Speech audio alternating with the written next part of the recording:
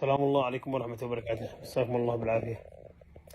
قبل النوم نحيطكم علما أنه تم اعتقال مصطفى الممري هذه الليلة، والأخ حمودة مصباحي صديق مصطفى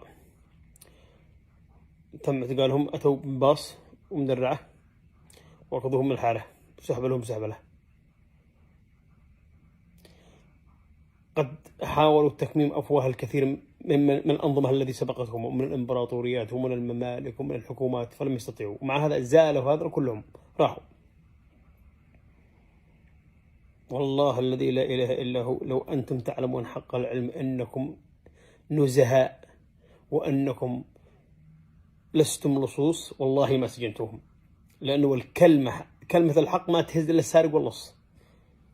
والله الذي لا إله إلا هو، لو لم تعلموا أن هناك سرق ولصوص وبلاطجة ومشرفين متعنتين ونهب للممتلكات وحقوق الناس وأموال الناس وبيوت الناس وجبايات وسرقات ولصوص، والله ما سجنتوه.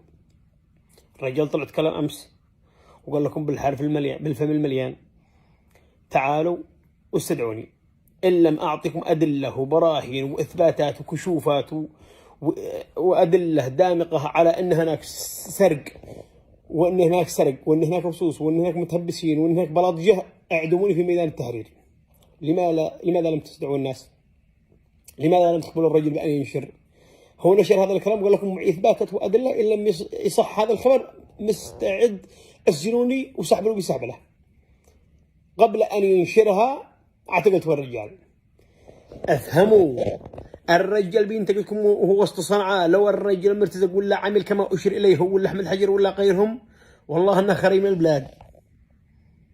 الرجل بيقول لكم فيه سرق به لصوص وأنتم تعلمون حق العلم، حق الجبايات، حق الطرق، حق الزكاة، حق المواصلات.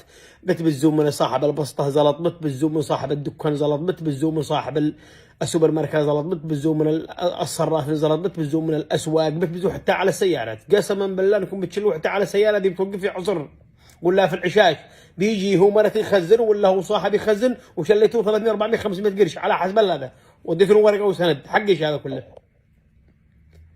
حقش الاتاوات، حقش الزكاه اللي بتبزوا في الميناء. احد يبز فلوس في الميناء على الحاويه وعادي توصل مش حق الجمارك. احد يبز حق الزكاه في الميناء، احد يبز حق المولد في الميناء، احد يبز حق المعلمين. حقش المعلمين بيبزوا؟ بتبزوا من التجار حق المعلمين. وين الرواتب اللي بيصرفوها حق المعلمين؟ بتبزوا من التجار حق التحسين. وين التحسين؟ خذ البلاد كلها خروط اللاص. حقش التحسين؟ بتبزوا حق البيئه. ما بي مصانع شغاله، ولا بحتى هواء نقي، ولا بحتى تشجير، ولا بحتى بتبزوا. وين هذا كله؟ بتبزوا حق الطرقات، حق تحسين الطرقات. وين حق تحسين الطرقات؟ ولا شقيتوا طريق لا كل على حساب المنظمات. بتبزوا حق المعلمين. وين حق المدرسين؟ هذا مش سرق، هذا مش نهب. والله الذي بعث محمدا بالحق وأنزل التوراة والإنجيل أن يعرف مسؤولي من أصحابكم معهم فلل وعماير خارج اليمن من السرق واللصوص. والذي بعث محمدا بالحق. في سرق، في نهب أراضي الناس. الحديدة قلتوا قديم لكل الدولة كلها، نزلتوا لا عند واحد في ردع وقلتوا الأرض هذا حق الإمام الهادي لها 400 و500 سنة. هيا بالله عليك ماذا منطق؟ قبل 500 سنة وقلتوا واحد في ذمر نفس الشيء. قلتوا حق مجد الدين بن يحيى الدين بن خالد الدين بن عم الدين بن جد الدين أرضية لها 700 سنة. قلتوا هذا ملك له. الأرضية قلتوا كلها أملك الدولة. موقفين الأراضي كلها في ساعة نص صنعاء وقف. ليش؟ إني حق فلان ابن فلان ابن طلب الدين. في سرق، في رصوص، في تهبش. أنتم عارفين وعالمين حق المعرفة إن في ناس سرق. والله العظيم لن تبقوا طالما استمر هذا النهش وهذا السرطان. قلتوا معنا عدوان وقلتوا معنا وين العدوان؟ لا سنة الشمعة هذه قد سالت. احنا في عدوان، احنا كنا في عدوان، والآن الدنيا لها سنة لا به لا عدوان ولا قصف ولا جدتي سعيدة. أمركم سابرة. تجار نفط، تجار أراضي، فلل في الخارج، عماير، شركات. ما غطيتوا عينكم على حاجة وطلعتوا 1700 حاجة عليها قلتوا بزرط. الحديدة كل الأراضي دي حق المسؤولين السابقين بزيتوها أن سارت. قلتوا إنكم مسكتوا على عفاش مليارات الدولار وسبائك ذهب وان سارت. وإنكم عسلموها يا اما انكم كنتوا كذابين على عفاش ما بك معه انهم ما مسكتوا حاجه، يا اما انكم مسكتوا زلط. واحده من الاثنين، قلتوا مع عفاش زلط ولقيتوا مليارات ولقيتوا سبائك ذهب. وين جت السبائك الذهب هذه كلها؟ ما انتم قلتوا سلموها رواتب، وين جات؟ يا انتم كذبتوا انكم لقيتوا زلط، يا اما انكم سرقتوها. اتقوا الله في انفسكم. ما عاد تقدروا تكتموا لا احمد علا ولا مصطفى المومري ولا المسمري ولا مصطفى ولا غيره، ولا ما انتم مش قادرين، ما انتوش قادرين. عاد سكتوا لكم 50 60 مليون نسمه. ما عاد تقدروا، ما عاد القنوات الاعلاميه حقكم ولا عاد شيء. والله لو تكلمتوا يوم الدين صفحه واحده حق المسمري في اليوتيوب ولا في الفيسبوك تغطي كل قنواتكم 100 مره. تنزلوا مقاطع في المسيره ولا في غيرها ولا في القنوات حقكم وشاهدوها 211 العامل حقكم والشغالين في القناه ولا ما غيرهم، وننزل فيديو شاهدوا 200 300 500 نص مليون. لمن البقاء ولمن الأقوى؟ الشعب لهانا باقر. من ما يدلكم على أن في الشعب باقر لهانا. أشوفوا حجم التأييد الشعبي للمقاطع دي بنطرحها. حجم لا هم مسؤولين في الشرعية ولا هم سعوديين ولا هم إماراتيين ولا هم إعلاميين من أصحاب الشرعية ولا حدا. شعب مقلوب أغلبهم في صنعاء، 90% في صنعاء. ما أنتم قادرين تسكتوا الناس. اصلحوا الوضع. لو لم يرى المسكين والبسيط والناشط والإعلامي والحقوقي والصحفي وغير هذا من فساد داخل صنعاء والله ما يتكلم. لعنة الله على والده من تبلع على كل على غيرك. وقفنا ضد، ما عاد تقول لا المسمري ضد العدوان. الناس كلها عارفين ان المسمري ضد العدوان من البدايه. ما انتم مش قادرين تقولوا حاجه ولو تحاكيتوا من سنه.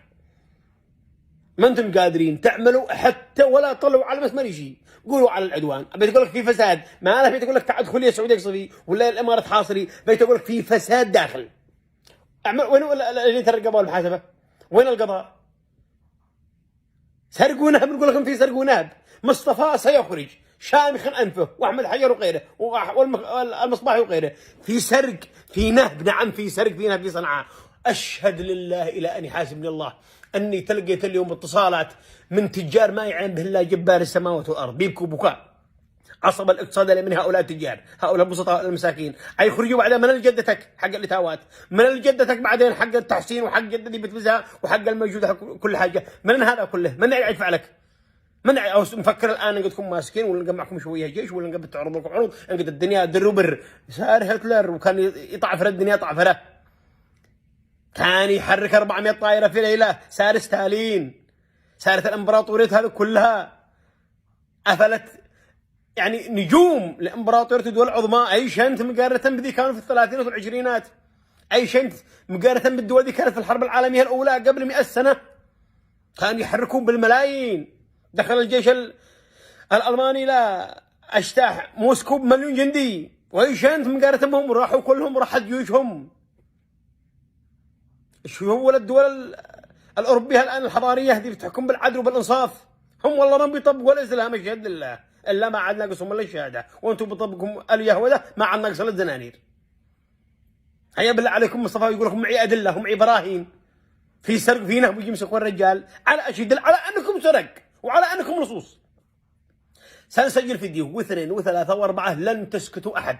والله لو ما بقيت الا وحدي بصفحه ولو تسكرت كل صفحاتي ساحارب الفساد والظلم مثل ما وقفنا ضد العدوان وضد قصف المدنيين وضد حصار البلاد. سنقف ضد العدوان الداخلي والتهبش والسرقه واللصوص لو ما وصلنا، لو لم نوصل حتى لو ما بقى الا نقص واحد. سنحارب الفساد به واللصوص به. من اجل ايش؟ من اجل المساكين والشعب هذا المضطهد الصابر المسكين من 8 سنوات. الشعب صابر وصامد من 8 سنوات بدون رواتب. التصقت عظامهم بالعظام وبطونهم بظهورهم وفي النهايه تجازوهم هكذا.